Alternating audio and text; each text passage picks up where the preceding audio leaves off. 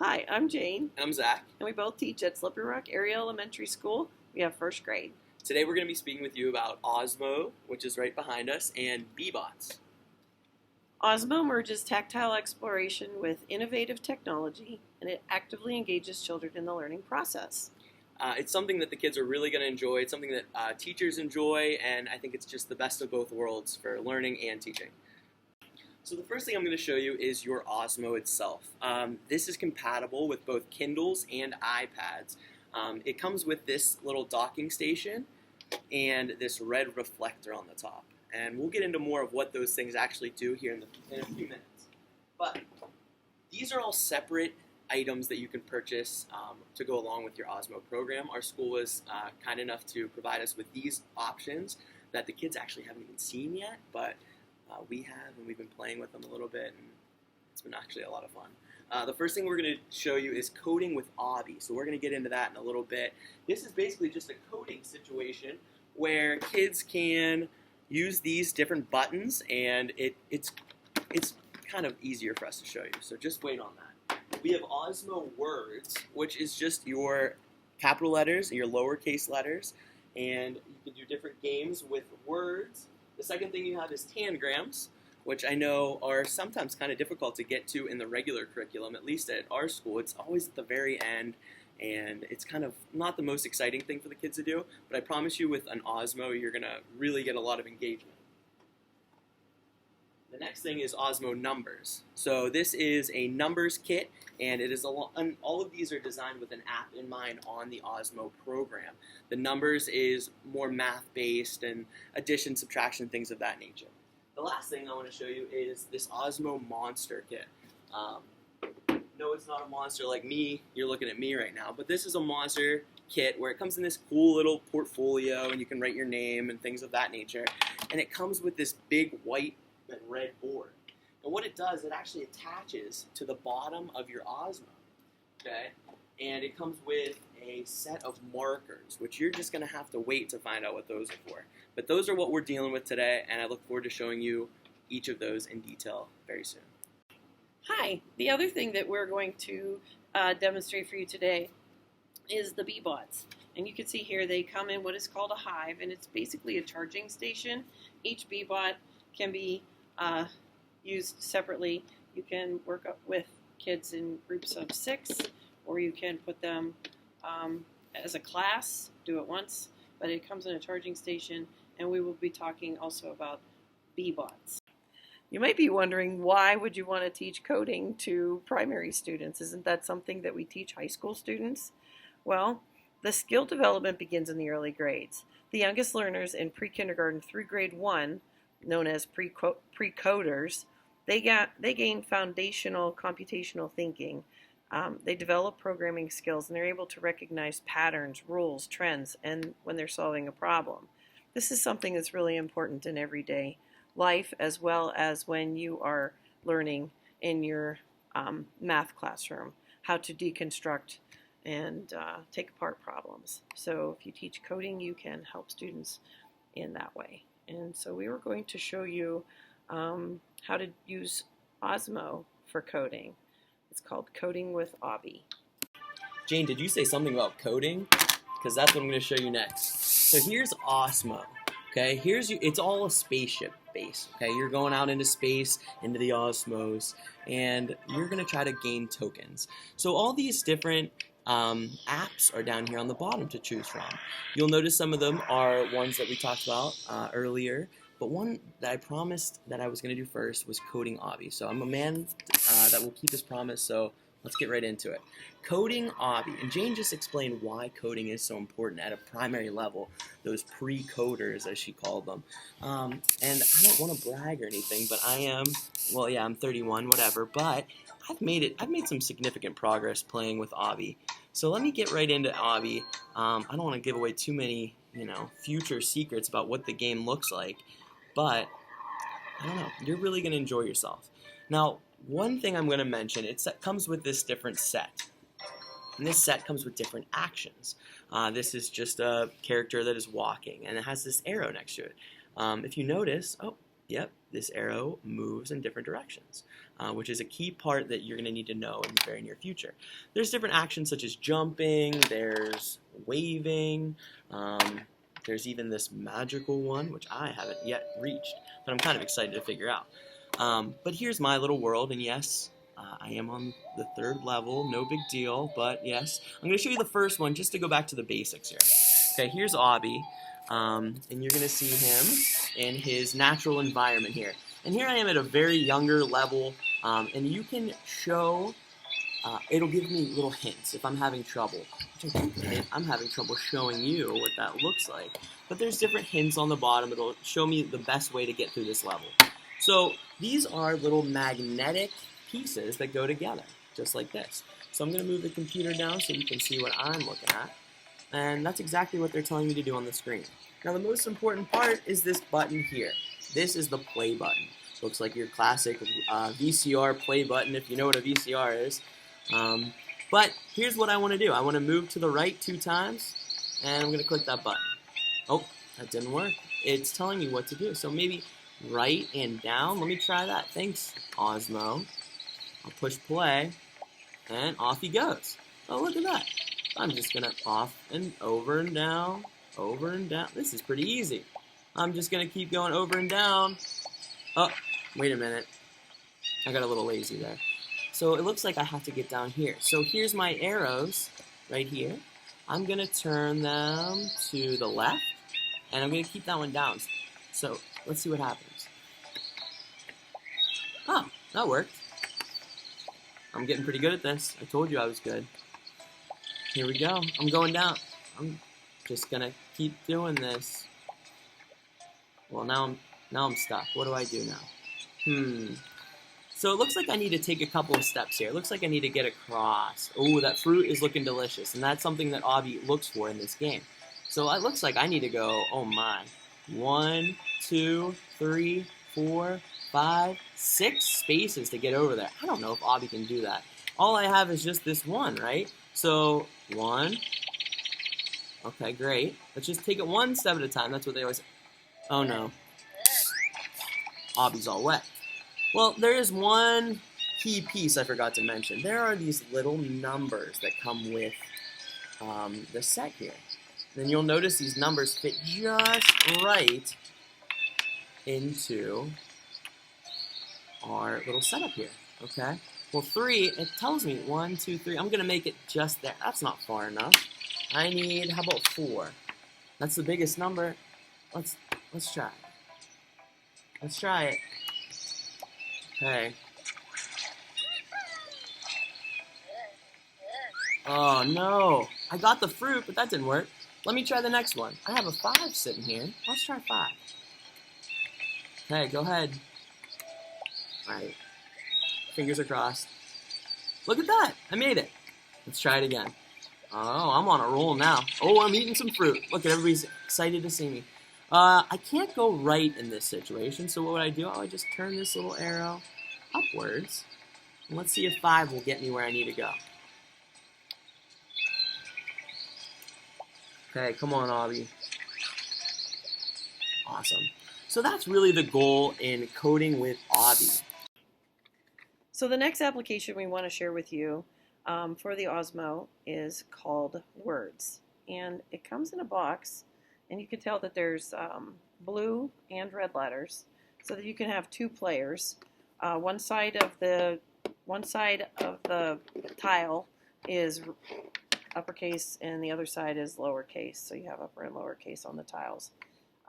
In the game, the children are expected to spell words, presenting the tiles in front of the Kindle, which is hooked up to the Osmo device. And children actually are totally engaged, and you're able to set up your own high-frequency words, spelling words, whatever kind of words you would like to use with the program. It could work as a station in the classroom.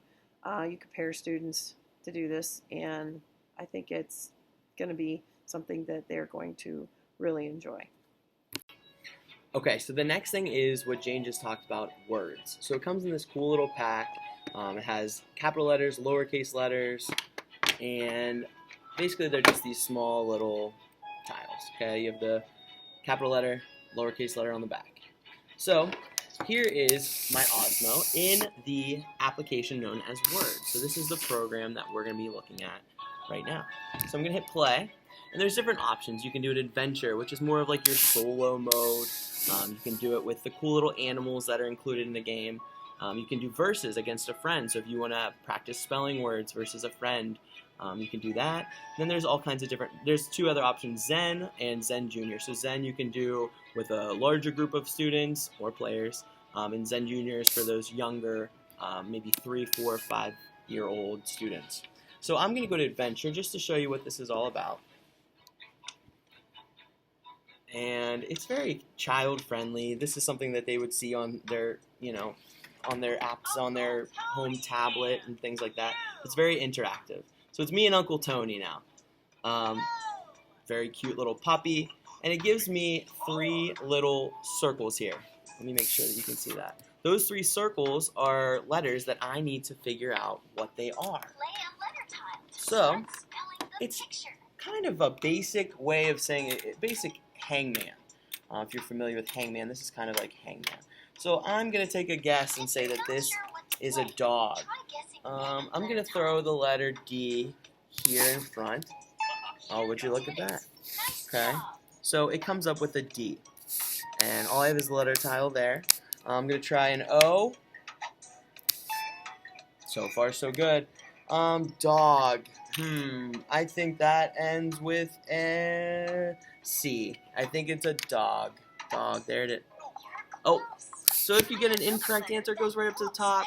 Kind of just like hangman. So I would remove my C. Let me try dog. Oh, sounds like a G to me. So it picks it up just like that. It's really it's pretty cool technology. Now it will ask me to clear the board. Oh, look at that little critter. So this is kind of fun too, and it works on beginning sounds and end sounds. I'm giving the middle un. Oh, I accidentally put that G in there. Let me start it. I think bunny has that B sound, so here's my B. I'm gonna put it in front of Osmo here, and look at that. Uncle Tony's loving it. Bunny. It sounds like an E, but I know better. My first grade teacher told me about that Y sound. There you go. Okay, so that is Osmo Words. I'll show you one more quick little one. It's kind of interesting that maybe you don't know the beginning sound. Maybe you know cat ends with that T sound. Okay, all right, I'm gonna put the T down.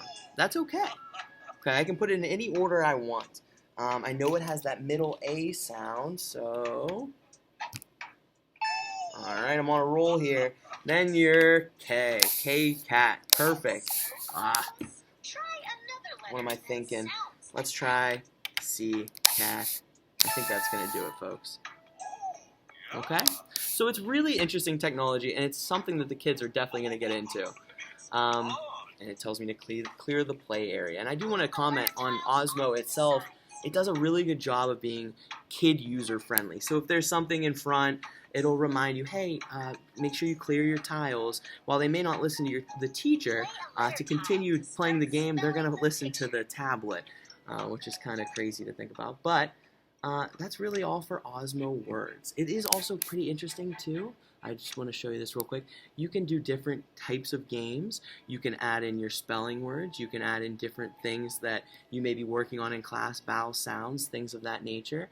And you can always download more from the Osmo website. So that is Osmo Words. Okay, the next one I want to show you is Osmo Tangram. So it comes in this cool little kit, and open it up, and you've got a lot of different shapes, okay? So we've got all these different shapes, and it's very, very fun and interactive for this one. So Tangram is not typically your favorite subject in terms of, a 5 or 6-year-old, except for to play with them and build with those Tangrams. And what I'm going to show you is the very simple way of starting things. So there's an easy level, and when I say easy, I mean it. Now, it shows you what to do right here in front of you. So it uses the reflector that we talked about earlier, and it shows what you're going to be doing, the picture on the Kindle, And just like I showed you earlier, they're showing you how to do these things underneath if you need a little bit of help. Okay? So I'm going to show you exactly what they're looking for. So I'm going to put my orange tile here and my green tile here and hope that they match up. No, not quite there. And it'll notify me and let me know if I did it right. Okay, so how about that? Oh, I need to move them to the right. Sorry, Osmo. Sorry about that. I'm so sorry. Okay. Next, I'm going to get my red triangle, which I see needs to kind of butt up against this triangle there. Okay. I'm going to make this purple triangle and this teal triangle kind of go right there. Make sure that they match up. And every time I get it right, it notifies me with that exciting little tone. And looking pretty good here. Check it out. I made my pony. Well done. Okay? So it'll take me to the next level, which I can make a little bit harder. Uh-oh. I wonder what's inside. There's only one way to find out what's inside that castle. Let's see. Let's click on the castle. So we need to do one more different activity before we get there. But I want to show you a little bit more than the very simple ones, because it can be a little bit more difficult. Because some students will fly through that and not think anything of it. I'm going to go to, let's see, the medium level. Now I'm not going to show you the hard level because I don't have, all that time and I don't want to embarrass myself. But this one shows me different shapes, but they're just shaded differently. So I have this little purple triangle there. I'm going to hope that that works there. And it's a little bit less helpful in this one because it's a little bit harder. I'm going to try this out. The pressure is on, folks. If I mess this up now, there's a video recording of it forever. So I don't want that to happen. Oh, thank goodness. I think I'm making progress. It's coming through in the clutch here. Don't want to embarrass myself. I think I'm running out of range here. Let's get that over. Okay. Boy, my mom would be proud of me now. Here we go. Ah. Yay! Thank you. Hold your applause. I know you're excited.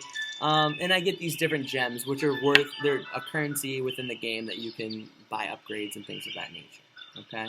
So that is Osmo Tangram. The next thing I'm going to show you is Osmo Numbers. So it comes in a cool little package like we showed you before, but Osmo Numbers has a very underwater-like theme. Hopefully you're able to see that. But there's different options. So you can learn just to count, to add, to connect, and to multiply. So this has a lot of variety on it for a lot of skill levels. So I'm going to start with counting. Okay? So I'm going to go to the first level. It's called Goldfish Golf. So it says count 1 plus 1 equals 2. Okay, I think I can handle that. So Goldfish Golf. So as you see, there's a bunch of different numbers up here. 5s, a 1, a 1. Got some boxes, and then here's our little goldfish. The object of this game is to save the goldfish. Okay. So maybe I'm going to put the number 1, see what happens. Here's my 1 tile, and what happens is, well, the 1 keeps disappearing. So all the 1s that are on the bottom here are gone. Okay, I need 5, so I have some more tiles here. Let's show you guys. 1 plus 1, that's 2. That's not going to get me there. 3. 3 plus 2. I know 2. That's a 2 tile. That'll give me 5. Perfect. Oh yeah. Look at that. All those 5s are coming down. Save the goldfish. Oh, look at that. Come on, I'm so close. Okay. Well, I see a 6, a 2, a 4, a 1. But if I got that 1, I'll bet you I can save that goldfish. So let's get rid of the other ones and just leave 1. Oh. It's that goldfish's lucky day. I discovered a baby goldfish. Okay? So, it would ask me to do the same thing again to save the goldfish and to collect more goldfish. And the more goldfish you get, the more that you can progress through the different levels. Okay, so I'll show you what it looks like to go from level to level. Oh no, I'm going to lose my progress. So I'll come back for you another day, little fish. So if I wanted to add, let me show you what adding looks like in the Apple Abyss. Okay, 1 plus 1 equals 2. All right.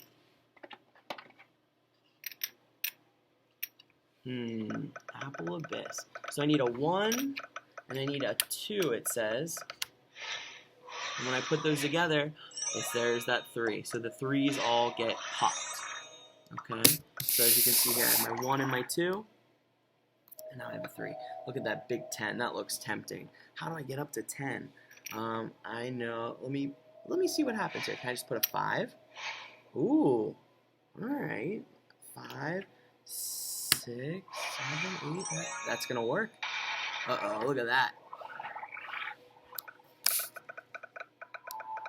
Okay, something I would personally probably not recommend is just throwing a bunch of tiles out there, like I just did actually. But if I was teaching, you know, simple math facts and I wanted them to get to 8, I would expect them to know probably their doubles facts for 1. So I would find a 4 plus 4, and let's hope that that gets that 8. Okay, and there you go. Okay, so that's really the goal in these different games, and they do get more challenging as you go, but I think it's a really fun interactive way to learn numbers, how to count, how to add, how to do all kinds of different things, and eventually, yes, get to multiplying, which I'm sure the primary kids would be thrilled to do when you have your back turned. So that is Osmo Numbers. I saved the best application for last, at least in my personal opinion. This is Monster. So Monster comes with this really cool creative board. And let me show you what this thing can do after we get started. So if you can see the screen, that is our friend Monster. Okay, and he's given us a couple of options. We can do a magic show. We can go to bed, which I don't want to go to bed right now. We can repaint this room, which I originally painted, and we can go on an adventure. So I'm going to show you something that I am familiar with. I can't wait to see what my new room will look like. It's very interactive. Let's add a little color to the walls. Could you clear the board and draw a cloud? Okay, so let me be very clear. I am not an artist in any way, and anything that you see on here, I ask that you please don't judge it, you know, or grade it or anything like that, because I am not an artist in the least. So I'm gonna use my very specific Osmo marker. I wouldn't recommend using anything else. I can't say that that would work. But here's what my cloud looks like. Again, I'm not an artist, but try my best. That's all I can do. And I have this all set up, and I'm going to click OK after I draw my cloud. Let's see. Nice. So he picks up my cloud and decorates the room with it. Now, Let me make sure you can how see it. about something cool to look at? Look at those clouds. Could you clear the board and draw a window? I draw a window. So clear the board, which is very nice of him to say, a friendly reminder. And it comes with this case that is a dry erase marker eraser. I'm going to make myself a little window. Okay. I'm going to add some, you know, curtains in there. Oh, that's lovely. I'm going to even have like a little, maybe have a little tree outside. Oh yeah, that is wonderful. So here's what it looks like. I'm gonna click OK. Oh, thanks. This looks fantastic. Watch Monster pull it from my screen onto his. If you look at that. Ooh, what about something on the ceiling? Oh. Could you clear the board and draw a ceiling light? Ceiling light. Okay, alright. I'll try my best here, Monster. Oof. Okay, I'm just gonna. Let's see.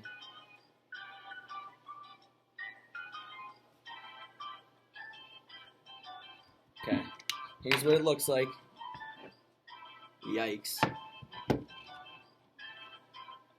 Let's see what Monster thinks. I hope he likes it. Ooh, wonderful. Wow.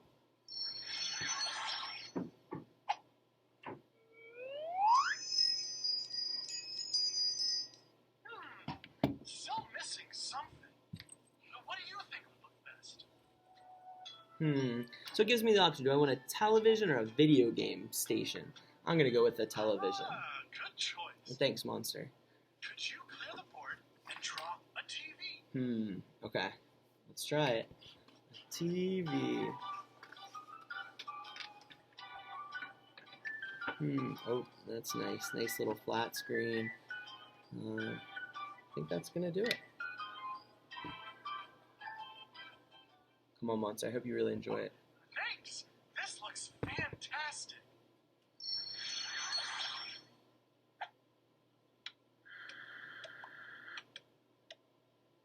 What else do you think a bedroom needs? Oh, of course. Something to sleep on. Could you clear the board and draw your bed? Okay, draw my bed. It's a little personal in my opinion, but I'll do my best. My bed, let's see, it has some pillows. It comes right down there. Usually I have my little dog on the edge. She's only like a little 4-pound animal, a little 4-pound Pomeranian, but I mean, that's a bed if I've ever seen one. What do you think, Monster?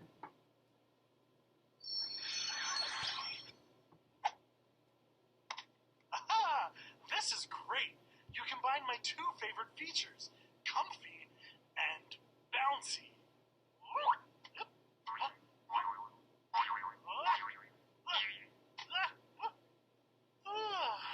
I'm getting sleepy. Can you make me a stuffed animal? Could you clear the board and draw a wind-up puppy? Wind-up puppy? Okay. Wish me luck on this one. It's a pretty particular taste, a wind-up puppy. I'm not very familiar with drawing those, but I'm going to try. Kind of looks like a weird poodle. I'm sorry you even have to see me draw this. I'm not going to show you that one because it is pretty bad.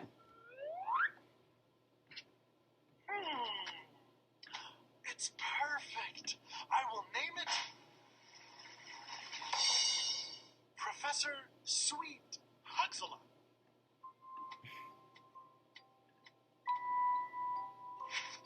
Looks like I made the bed a little small for our friend there. Please don't sleep on my dog either.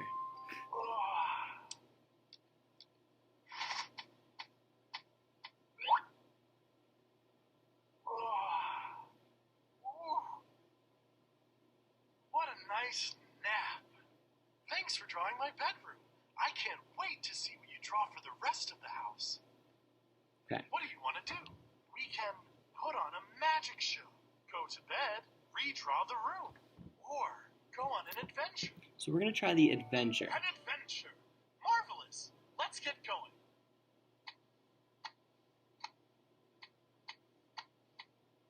I know there's a door around here somewhere. Maybe you can help us out. Could you clear the board and draw an iron gate? Ooh. Okay.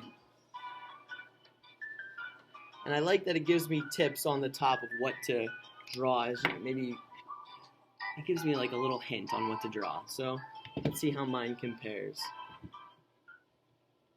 Solid lines, a good shape. It'll make an excellent doorway to adventure.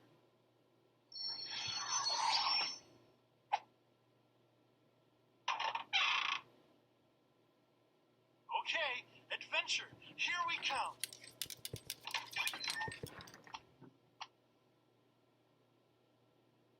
Before we can start our adventure, we need to pick where we are going to go. Would you like to go on a forest, a jungle, or a spooky adventure? Well, you know what? Unfortunately, Monster, we're not going to have time to do all of that today. But that is Osmo Monster, and there's all kinds of different things you can do with it. This creative tablet is super cool. It's very interactive, and I honestly, the first time I saw it, I was blown away to see that this monster on this tablet was pulling my not-so-great drawing onto his screen. It's something really cool, and there's a lot of different activities that you can do with it to continue learning. So I hope you enjoyed Osmo Monster. Hi again. So we've come to our last technological device that we want to share with you, and that is the BeeBots. And I already showed you what they look like. This is the BeeBot Hive. It has 6 BeeBots in it. There's some things that you want to do before you break this out. You want to make sure that you explain to the students that they are very fragile. I don't think that they're durable enough for kids to be dropping them. Might be a good idea to decide the groups in advance and put them on the floor and then walk around and hand the BeeBot to them. It is a cute little toy. It looks like it's something that you can just zip along on the floor. It does have wheels, but that's not what they're for. On the top, you will see some buttons. And these buttons are what actually program the bee. He has to have directions to know what to do. Otherwise, he just smiles at you like this. And so when I explain this to my students, I explained that the buttons tell him what to do. This is an up arrow button, which means to move forward. There's the left turn, the right turn, the down arrow, which actually means to go back. And then there's the pause, and the X is to clear the whole program that you put in. So the idea is to have the BeeBot do something in following a set of instructions. For example, you might want him to move from one letter on a chart paper that you've put on the floor to the short U sound, or maybe you'd have him find the sum of 3 and 5. And then the kids, what they do is they program the BeeBot to actually move. So what Zach and I have done is we have drawn for you a map that we would use as an example for students to follow and for them to tell us what they think the correct steps that the BeeBot would have to take in the correct sequence to get from the very beginning to, say, the star or the end. And we're going to show you that now. So we've created a BeeBot treasure map, if you will, and the goal is to get the BeeBot from destination A to destination B. Not a BeeBot joke. But what you have to do is use the coding buttons on the BeeBot to go from place to place. So simple enough, let's move up. Okay. Well, we reset, up, go. Watch me go. Look at that. Easy, right? Let's go to here. Would I just turn left? We're going to have a huge sticky situation on our hands in a second. Oh no. Oh, that's no good. That's not good at all. So the most important key, if we're being honest, is this big X button. Okay, this big X button, as you can see, is the clear button. You've got to clear the BeeBot after every use. Otherwise, you could click it up 3 times and end up here and make a mistake, and you just type it in again, you reset, and then it just starts going absolutely crazy. So the most important thing you can do is take it step by step, and if you make a mistake, just reset, okay? So Jane's going to try to navigate this wild board here in front of us. And while I'm pressing the buttons, I think you should be thinking through what would you be telling your students when they're on the floor looking at this. What do you think they would be thinking? They understand forward and they understand left and right most of the time. Kindergartners maybe not so much, but that mistake is good. Making mistakes is good. It means you're trying. So in my classroom, I allow them to make mistakes, and we make sure we don't ridicule each other if we make a mistake, because in programming, it's called a bug if you make a mistake. So if I would want this BeeBot to travel through this path, that it has to take those steps. And so what I'm going to have him do is he's going to go forward. First, I want to clear from what Zach did. I want him to go forward once. I want him to turn left. I want him to go forward again. I want him to turn right. I want him to go forward again. Then I would want him to go left, forward again, turn right, and then 3 forwards. I could be wrong. That's just what I'm looking at here, and I'm thinking in my mind, what do I think it would get the BeeBot to the star? And I would allow myself to make a mistake so they can see that that's possible, that the teacher could make a mistake too.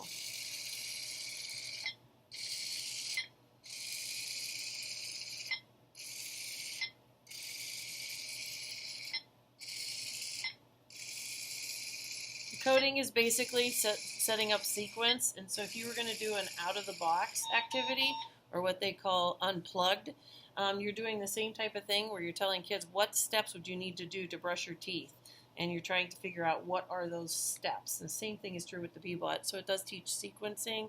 It teaches orders and ordinal numbers. You can make a map of whatever you want the kids to understand, have them go to a certain science word, or words that work well for your curriculum, whatever way you want to use it. I would certainly put my kids in groups of maybe 3, and I would make sure that they are appropriately grouped.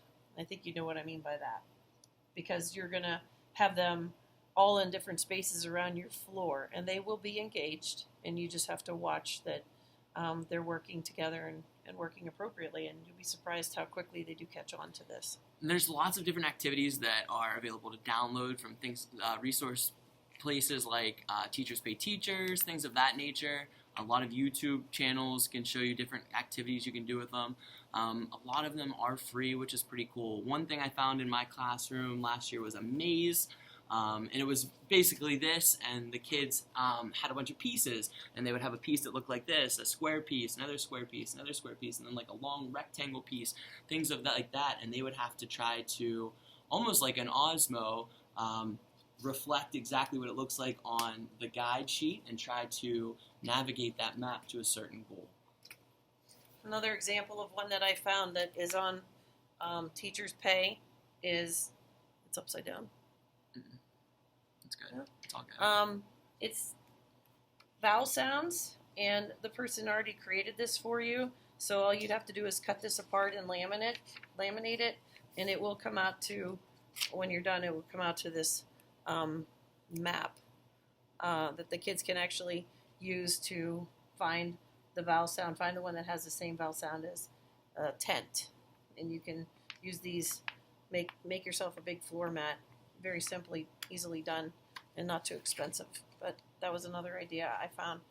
We also found a lot of videos available on the internet that tell you how to teach programming skills with the BeeBot, and they're all very helpful. Your head. Oh. Okay, so this is the final part. Thank you for joining us today. I hope you learned some things. I hope you had a little bit of fun. And I hope you are going to utilize the things that we've showed you today in your classroom, because we do both do this, and we do think the kids actually enjoy it, and it actually becomes a joy to see them so excited in your classroom. Here's the code that you need for credit for attending today. Okay, JMC06. Thanks. Thank you.